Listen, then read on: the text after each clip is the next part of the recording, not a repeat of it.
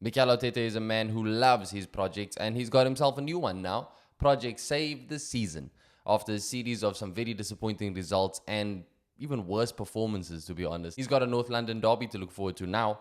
And what better time to turn things around than now? A win here absolutely flips the entire energy around the club with the fans, with the players, I'm sure. So it's a good opportunity. It's obviously not the best timing for it because of the rut that we are currently in, but it is a fixture that has been kind to us at least. Spurs haven't beaten us at the Emirates since 2010, so we've got that going for us. We don't have much more going for us, though. So there are causes for concern. Look, both clubs going into this game pretty much decimated with injuries. Spurs don't have Vicario. They still don't have Christian Romero, Mickey van der Ven. They don't have Destiny Udogie. They don't have Richarlison. I don't know if that hurts or helps Arsenal. Obviously, Arsenal have injury problems of their own. We saw in the FA Cup defeat to Manchester United, which I've finally gotten over a little bit. Gabriel Jesus went off injured. We needed new signings even before his injury, so it just kind of ups the ante in terms of the need to be active in this January window for Arsenal. But yeah, Gabriel Jesus is out. Bukayo Saka's obviously out. We haven't got Ethan Nwaneri. We still haven't got Ben White. We still haven't got Tomiyasu. Calafiori's a doubt. So both sides going into this game pretty much level in terms of injuries. Spurs' main attacking players, though, pretty much unscathed at this point. So that's the concern. But again, Arsenal do have a good defense, despite recent results. What we don't have is a good attack. We do not know how to find goals anymore, whether it's from a set piece or from open play. So it's going to be tricky. It's going to be interesting. I think the biggest concern so far is that Arsenal's lineup is probably going to consist of both Martinelli and Trossard, and Havertz, actually, while we're at it, which isn't the most scary trio for any defense to come up against right now. Kai Havertz obviously did have some really good goal-scoring form last season, even started this season very decently, but these last few games have been shambolic, to put it politely. I don't know where this guy is going to find confidence from again. He obviously missed the penalty in the penalty shootout against Manchester United. That game was probably his worst in an Arsenal shirt since he joined. I will say it here and now. Absolutely everything in that game went wrong for him. He missed an absolute sitter, which could have given us the win. He missed his penalty in the penalty shootout. It was not a good look everywhere. I can't think of a single thing that he did that I was like, yeah, that's some good work there. And I'm not trying to especially rain down on him with all the criticism. It stretches much further than just Kai Havertz. But considering this is the guy who is going to be leading the line for the foreseeable future, because Arsenal aren't exactly making any moves in this transfer window yet. As things stand, Kai Havertz is our one and only striker option. I guess you can throw Trossard in there, but with his finishing lately, he ain't no finisher, bro. He's no striker. So it's Kai Havertz or bust as things stand, and playing Kai Havertz is a bust as things stand, in my opinion.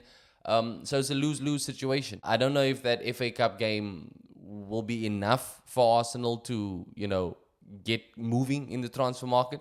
It shouldn't have taken that FA Cup exit, but Mikel Arteta essentially has pretty much gotten knocked out of two competitions in a matter of days. We obviously lost to Newcastle 2-0 at the Emirates. I'm not very optimistic about us turning that around in the second leg, so I'm counting that as Arsenal out of the Carabao Cup. It's not impossible. Not impossible, just very improbable. And then, we effectively absolutely get knocked out by Manchester United in the third round of the FA Cup just a few days later. So Arteta's cup competition record is abysmal at this point. You look at the last few years since he's been here. We've gotten knocked out of the FA Cup in the third and fourth round every year consecutively. We went out against Southampton, against Nottingham Forest. We've been eliminated by City, by Liverpool, and now Manchester United. So ever since he won the tournament, within his first few months of becoming Arsenal manager, it's just been a downhill journey from there in any cup competition. We obviously are still in the Champions League, so as faint as it is, there is hope there. But I highly doubt Arsenal are going to end the season off with a Champions League trophy if we continue to play the way that we have been playing. And we are still in the Premier League fight. We are still in the Premier League fight. I think 6 or 9 points behind Liverpool. It's not all doom and gloom there. I feel like I've said those words a lot on this channel, and it hasn't done much to turn things around spirits-wise. But yeah, there's opportunity. But the thing is, we haven't been taking our opportunities. Liverpool have had weeks where they've dropped points, and Arsenal have failed to capitalize. We drop points with them. This game, the North London derby, if ever there was a time to turn things around, it was this. It is this game, because we've got, fortunately, a run of home games coming up. But they aren't exactly easy fixtures. We've got Aston Villa coming up soon as well.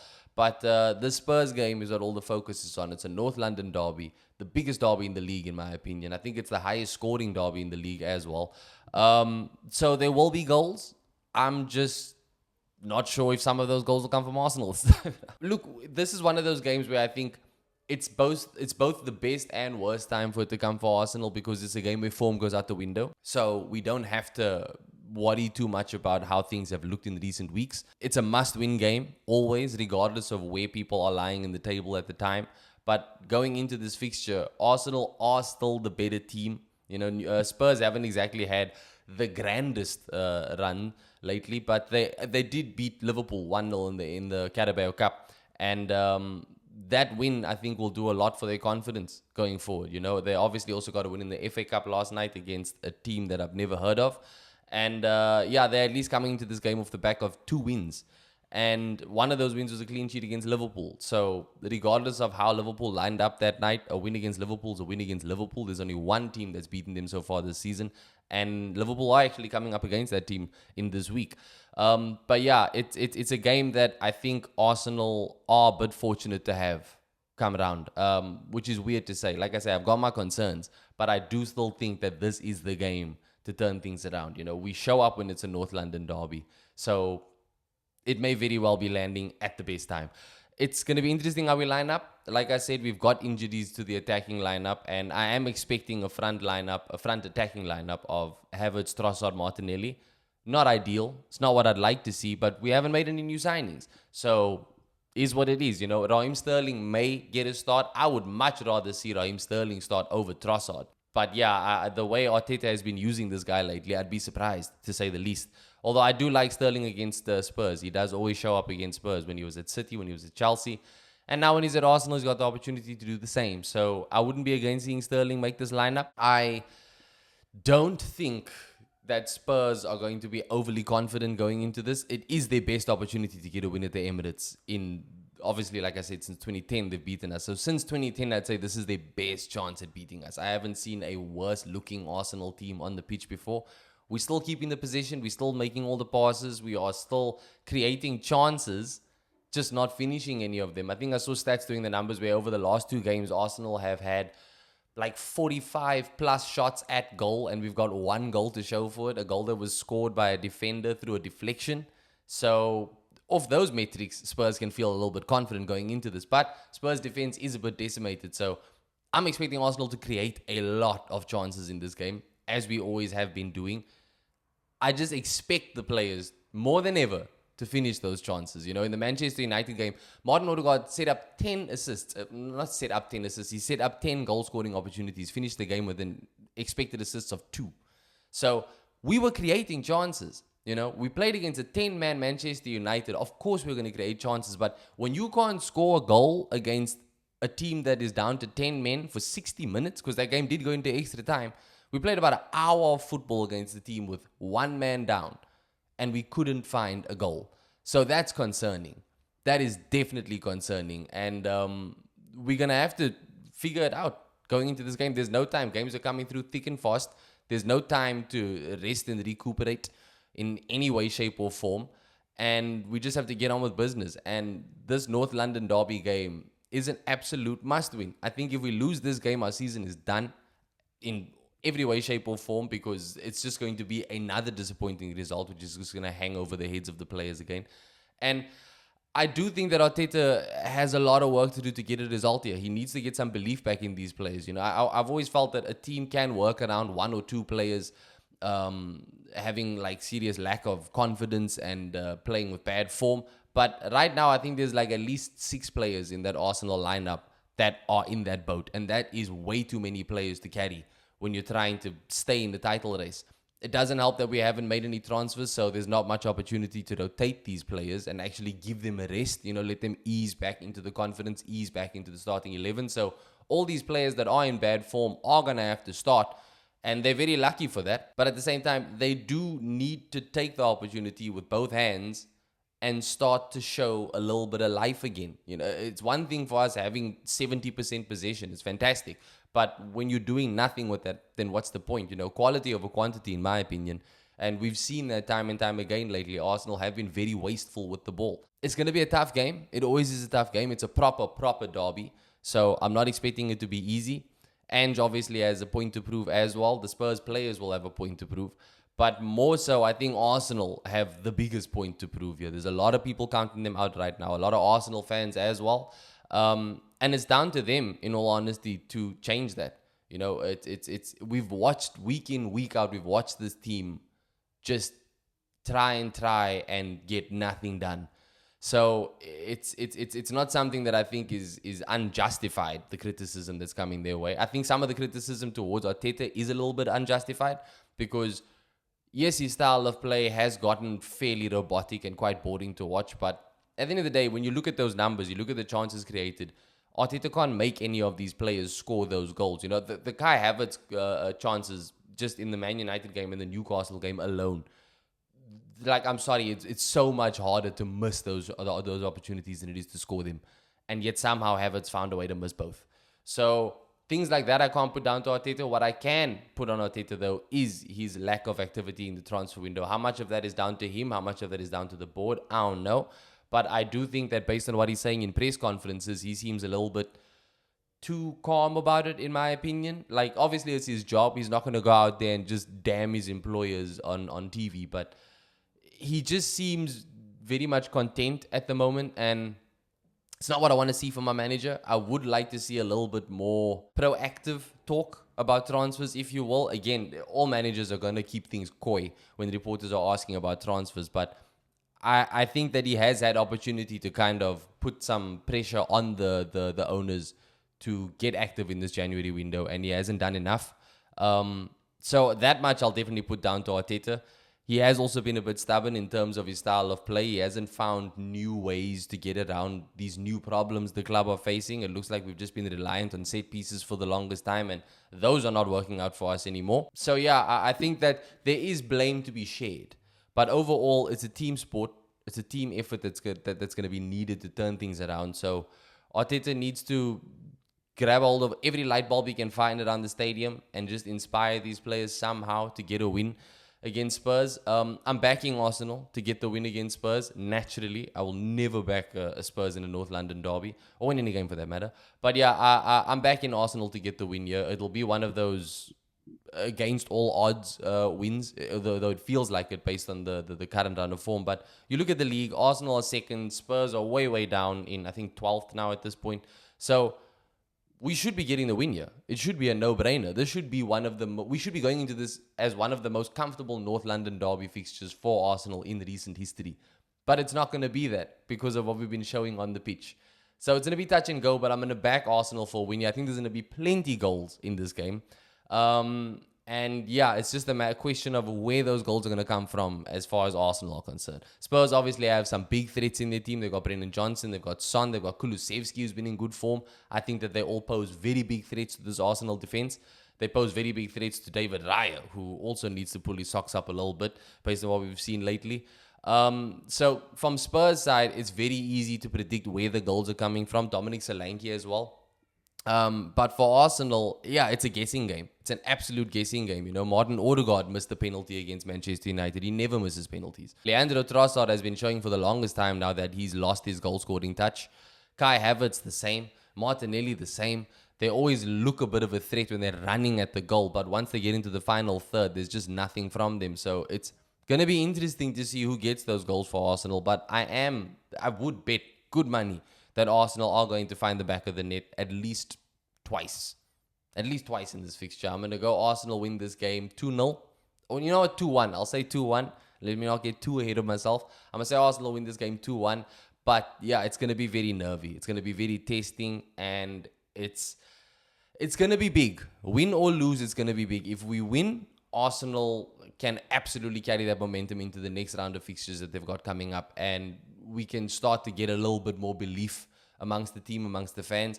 If we lose, then I think that those Mikel Arteta outcries are going to get louder and louder, and the players' heads will drop lower and lower. And I don't know, honestly, if Arteta has it in him to turn that around. You know what I mean? Like, he's still new to the job. A lot of people criticize him because of how long he's been in the job, how much money he's spent. In terms of management, he's been in the game for like 5 years now, which is still very, very new, in my opinion. I don't know any industry where when you're going up against people who have 10 plus years on you, and people are still expecting the same from you as they do from your seniors. I don't know if that is a reality, but as far as football is concerned, I'm very sure that 5 years in it is still very new to the game. So I don't know if he's got it in him to actually turn around a problem like that. That's a very big problem when you aren't getting results on the pitch and your players are starting to lose belief. We've seen him do crazy things before, so I'm backing him. I'm backing him to do it. But I just think that he definitely needs the win here. None of these players can chance dropping points in the season again, especially against Spurs.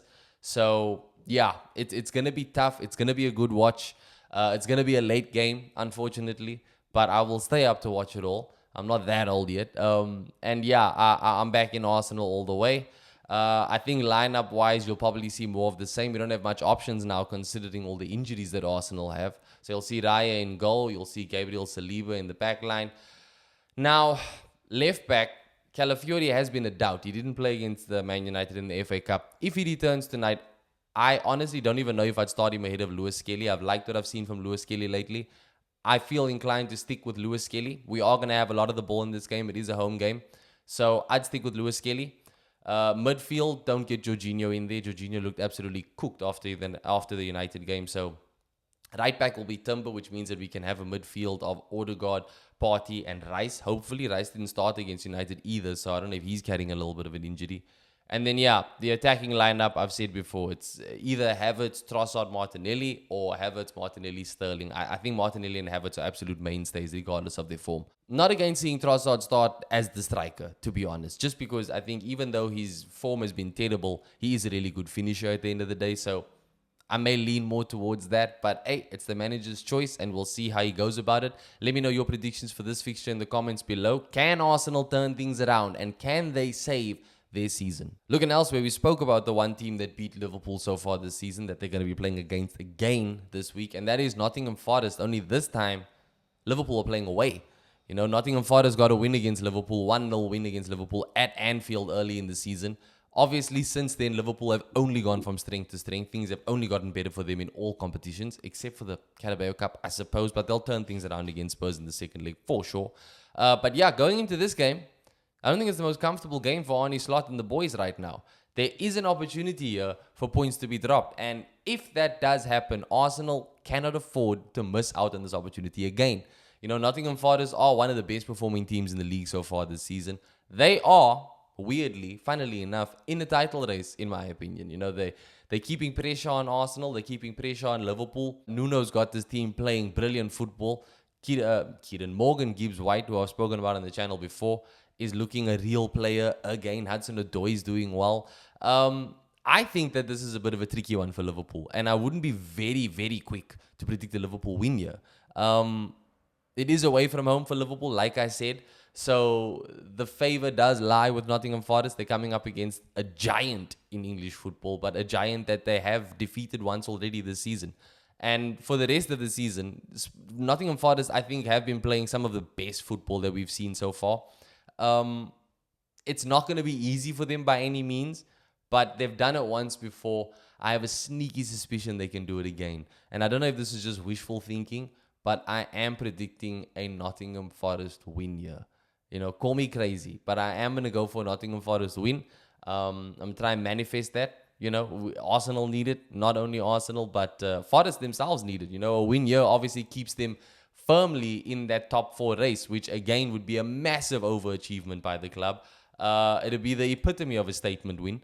And I'm honestly backing Nuno and his team to get the job done. I've been saying week in, week out that Liverpool will be dropping points. I have a feeling that Forest could turn out to be a little bit of a bogey team for them, especially based on the fact that they've already lost to Nottingham Forest once this season. Against my better judgment, I'm going to go for a Nottingham Forest win here. I'm going to say Nottingham Forest are going to win this. Also 2-1. I'll say this is another 2-1 win for Forest. Obviously, Liverpool have their threats. They've got some massive players in Mo Salah, They've got Diogo Jota coming back into the team now, who is always a goal threat. They've got Luis Diaz, who has been more hot than cold so far this season. And they've got a great midfield. Literally, it's Liverpool. Liverpool are Liverpool. From front to back, they're the best team in the world right now, in my opinion. So I expect them to give Forest the game. I wouldn't be surprised if Liverpool win this one. But I just got a feeling that Forest are going to take the 3 points here. I'm sticking with it. This is a 2-1 Forest win. Chelsea also have a tricky fixture this week. They are playing against Bournemouth. It's at Stamford Bridge, so they've got the home advantage. But Bournemouth are definitely not to be slept on this season. They've obviously had not all great results so far this season, but I think for the most part, they've looked good, bro. Evan Nielsen came into the team after Solanke left. Had a bit of a slow start to life in the Premier League, but Evan Nielsen came into the team after Dominic Solanke left. He had a bit of a slow start to life in the Premier League, but he's turned things around quite well, in my opinion. You're seeing his name pop up more and more, and his style of play helps the team, helps the manager. Semenyo's also been a good player so far. They've got Kirkes there in that back line. Very good fullback going forward. Chelsea actually interested in the player, so maybe a little bit of an audition for him. Chelsea at Stamford Bridge versus Bournemouth. I want to so badly predict a Bournemouth win here, but I'm going to go draw. Chelsea haven't had the best run of form lately. The season has taken a slight dip. Not bad enough for them to be completely, taken out of the conversation in terms of a title run, in my opinion. But, I think this is a type of game where Bournemouth are going to throw everything in the kitchen sink at Chelsea. They've got a lot less to lose from this fixture based on how their season's gone so far. And I think Chelsea also have their fair share of injuries. But going forward, Chelsea are a serious threat. Enzo Maresca was speaking lately about how impressed he's been with Jadon Sancho, and rightfully so. Jadon Sancho looks like he's on course to become the signing of the season so far, in my opinion. And they're going to absolutely have more than enough to punish Bournemouth if any slip-ups are made on their side. But like I said, this Bournemouth team are playing very good football. And I am hoping that Bournemouth can get a win here, but I'm going to play it safe and I'm going to bet on a draw. I'm going to say this is going to be a 1-1 draw. Let's say 2-2. Yeah, Chelsea, obviously, you can take your pick at who's going to score those goals. They've got enough goal scorers in the team as is. From Bournemouth side, I think that this is going to be some tactical masterclass that happens that just gets them the edge here, bro. I think Chelsea's players have looked a little bit worse for wear lately. Bournemouth's players obviously not in as many competitions as Chelsea are, so they'll be rested for this one. They'll be focused on this one, and they can go out there and just play their game, no pressure. I'm going to back Bournemouth to get a point here at the very least. I'm going to say 2-2 with Chelsea and Bournemouth. Another team that is trying to save their season, who's got a tricky fixture on their hands this week, is Manchester City. Man City are going to Brentford. And Brentford, obviously, as far as their home form is concerned, they're kind of topping the charts right now in the league. They haven't had the best of times in their last 2-3 games. Man City obviously have been turning their fortunes around quite effectively in their last few games. So Man City coming into this game a little bit on the up and up. I think some spirits will be high, especially with the fans. City have been active in the transfer window already. They've signed Vitor Reis from Palmeiras, I think it is, for about 35-40 million euros. So that's a big addition to the team, obviously in the wake of Ruben Diaz's injury. And not only his injury, but injuries across the board for all clubs, especially at Man City as well. I think he's going to be a welcome addition. He's obviously not going to be in the team in time to take part in this fixture. Although, just the knowing that you've got this reinforcement on the way, I think is enough to kind of lift the spirits. He does sound like an exciting fullback, centre back, and he's definitely someone that the club have wanted for a long time now, and they've got their man. So I think spirits will be high. I think they're taking a massive FA Cup win into this fixture as well. I think they won something like 8-0 or something over the weekend. So they've got a lot of pros going for them. But Brentford have been such a good team on their day so far this season. You look at that combination of Wisa and Mbermo, and it's like, bro, they can punish anybody, And as much as Man City have started to turn things around, they aren't exactly out of the danger zone, in my opinion. I think it takes a lot more than beating some championship side 8-0 to effectively count yourselves back in it. But Man City are definitely, in the crunch time of the season, are they going to do everything they can to make sure no more points are dropped so that they can put their names back in the conversation for title challenges. Pep's already counted them out of it. But he's obviously going to be fighting tooth and nail for it with every game that comes his way for the rest of the season. And this Brentford game is a big opportunity for City in the sense of this could also be a bit of a statement win. Man City are the better team. They are the bigger team going into this fixture. But I just think with how things have looked lately, people would be much more likely to bet on a Brentford win than a City win here. I wouldn't blame them because, again, Man City's form has just been so questionable, to say the least. But that's really putting it politely. So going into this game, big opportunity for Man City, not only to get 3 points and get closer to those top 4 placings, but it is a big opportunity for them to make a bit of a statement and just remind everybody that they are very much here. And, they've done the 4-peat for a reason, bruh. They've got some world-class players in that team, even with injuries. And it is a game that I'd say Man City should be winning. Normally I'd be saying that. But based on what we've seen so far this season, I feel more inclined to back Brentford in this game. Despite their recent drop in form in the last few games, I am going to back Brentford here. I'm going to say Brentford are going to win this game 2-1. 2-1. There's a pattern going here. I'm going to say Brentford win this game 2-1. Man City have obviously been finding goals again. Erling Haaland has been finding goals again, which is always a danger for any team. But I just think that this Brentford side, Thomas Frank, he knows how to use them. He's been a problem for Man City before. And I think going into this, confidence plays a big role in it. I think Brentford are definitely going to have the more confident team going into this. And the fact that they have a home advantage here, I think will work a lot in their favor. At the very least, worst case scenario, I think it's a draw. But I'm backing Brentford to get the win in this game. I'm going Brentford 2-1. West Ham are going to have a new manager in the dugout for this fixture against Fulham this weekend. They've obviously announced the hiring of Graham Potter. I finally got what I wanted to see. I've been calling for this for a while now. Even Ethan was calling for this before. We just felt that it made all the sense in the world. And it's happened. So will new manager bounce prevail against Fulham? It helps that West Ham are playing at home. So, they've got that advantage going for them. Fulham also not the most up teams right now. So it may be a good opportunity, maybe a good time for them to be taking Fulham on. And that new manager bounce, that shit's real, bro. That is a very real thing, So we've seen it work time and time again for other clubs. I don't see why it can't work for West Ham here. West Ham, I think, will get the win. As much as I don't want to say that. I do like Fulham. I do like what Fulham have been doing. But, West Ham have had their fair share of bad luck so far this season. But with the new manager coming in, with Graham Potter being that new manager, I think they've got a coach that is well-versed in Premier League football. They've got a team that has potential. They aren't exactly the youngest team in the league or anything. I don't mean potential like that, but I do mean that they've got a lot of good players in that team. Obviously not world beaters, but for their level, they've got enough talent to get a win against Fulham. We've seen, I've said before that I think West Ham they won the transfer window at the end of last season. So at the beginning of the season, rather. So I do back the quality that they brought in. It's just they didn't have the right man to make the most of that quality. And I'm sure that they would have rather been sitting in a position where there wasn't a need to sack Lopetegui. I do think they're better off with Graham Potter, though, to be honest. So I think Potter's going to start his West Ham job with a win here. I don't think it's going to be easy. I think it's going to be a tough one. West Ham have obviously got some of the worst form that we've seen in the league so far. So it's not going to be a walk in the park. But I do think that new manager bounce hand in hand with the players that they have. Although injuries are definitely also hurting West Ham right now. I don't think they have Bowen. I don't think they have Michael Antonio. So maybe I will revise this to a draw. I don't think West Ham are going to lose. I think this will be a draw. I'm going to go 1-1 draw here between West Ham and Fulham. But again, another one of those fixtures where I wouldn't be surprised if Fulham actually pull off a win. Because Fulham have been good. We can be very honest about that. Fulham definitely have been a good side in the Premier League for the better part of the last 2-3 seasons.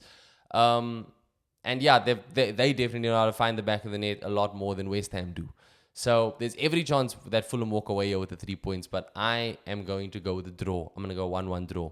It's not only West Ham who are going to be banking on new manager bounce. Everton obviously have rehired the one and only David Moyes to come and replace Sean Dyche, which, can I just say, I haven't spoken about this yet, but a bit crazy for Everton to sack Sean Dyche now.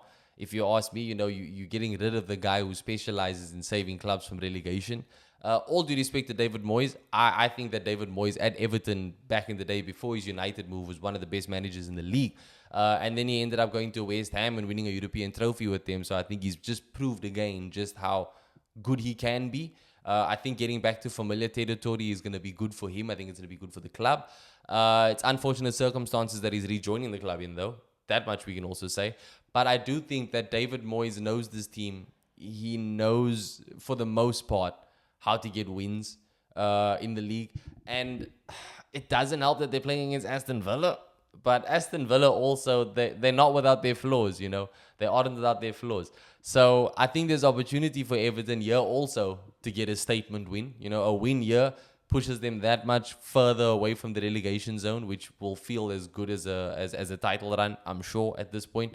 And Everton, again, they don't have the worst squad. I've never felt that they have the worst squad. They definitely don't have a squad as good as Aston Villa, but they don't have the worst squad.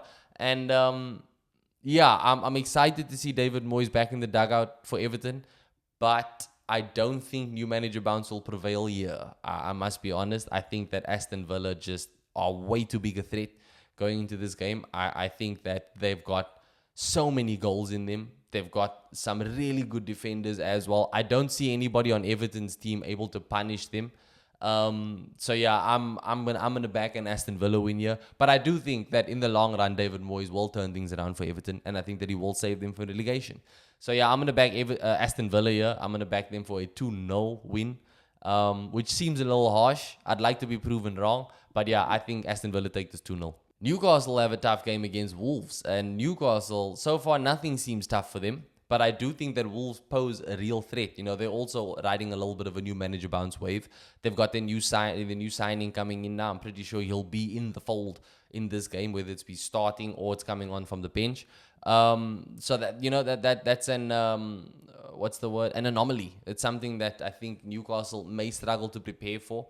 I'm not very sure about what type of striker this player is, but you know, anytime there's a new face in the team that your coaches and analysts couldn't plan for, it kind of throws a spanner in the works. So I think Wolves have an opportunity here to kind of get one over Newcastle.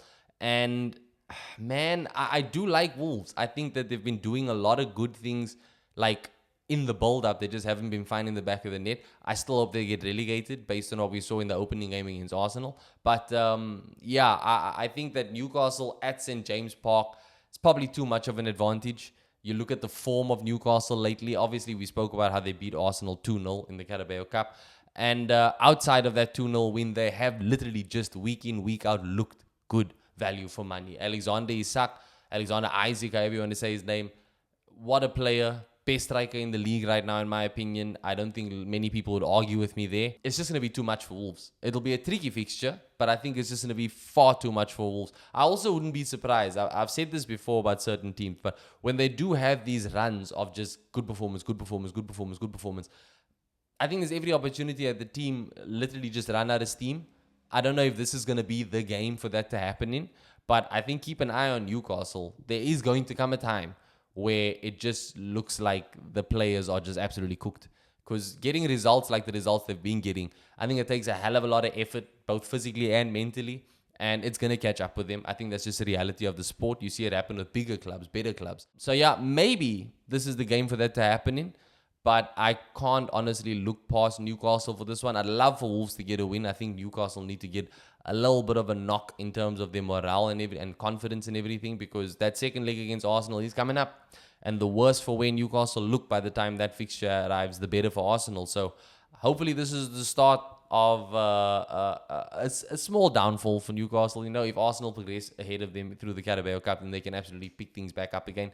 But yeah, I'll keep my fingers crossed for Wolves, but I can't look past Newcastle in this one. I'm going to say Newcastle take this 3-1. Manchester United, off the back of beating Arsenal and knocking them out of the FA Cup, they've got another really good opportunity to make some ground in the Premier League. They are at home to Southampton, and who better to play in the Premier League this season, bruh? Southampton are just giving away 3 points. They're just giving away goals. Perfect fixture for Ruben Amorim and his team, especially off the back of that Arsenal game. Right off the bat, I'm going to say it's Arsenal. It's a Man United win. It's a Man United win. It has to be a Man United win, because if they don't win this game, then what was the point of the Arsenal fixture, the Liverpool fixture. Amorim has already expressed his annoyance at the fact that this team has shown before how good they can be. They just need to do it consistently. So, dude, you're playing against a team now that barely play football. So there's no excuses here. Manchester United absolutely have to get the win here. I'm expecting a win for Manchester United. Yeah, I'm going to say Man United are going to take this 3-0 at least. It should be 3-0 at least. It should be that comfortable.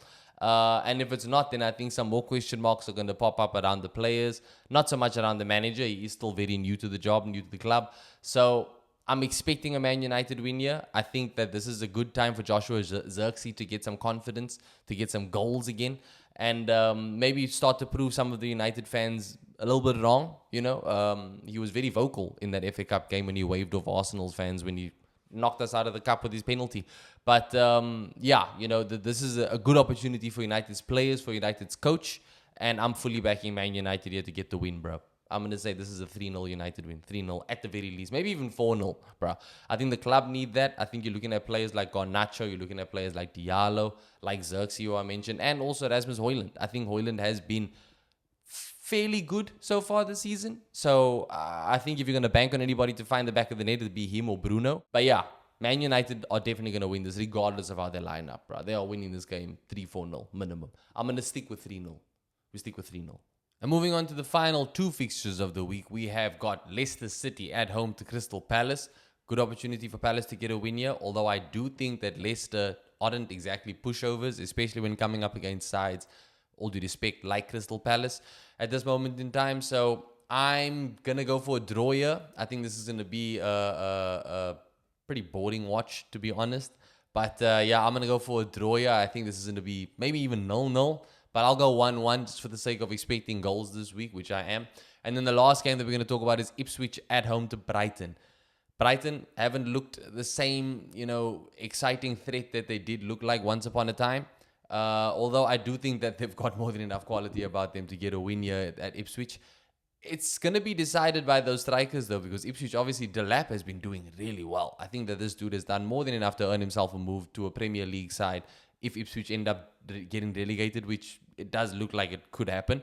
But yeah, I think this is a player, man. I think Delap is a serious player at Ipswich. He's been showing it for the most part this season when the rest of the team wasn't able to show much. So yeah, I would like to back Ipswich here, but I think that Brighton are just a little bit too tried and tested at this level, and I think that they'll get the 3 points here. So those are my predictions for this week. Let me know yours in the comments below. Can Arsenal turn things around, bro? Can they turn things around? Can Chelsea overcome Bournemouth? You know, is new manager bounce going to work out for both West Ham and Everton? And yeah, just where do you think things are headed in this transfer window, bro? It's been very quiet aside from Manchester City.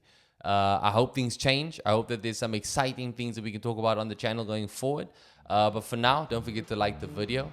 Thank you again for watching. Don't forget to subscribe to the channel if you haven't already. I'll catch you in the next one.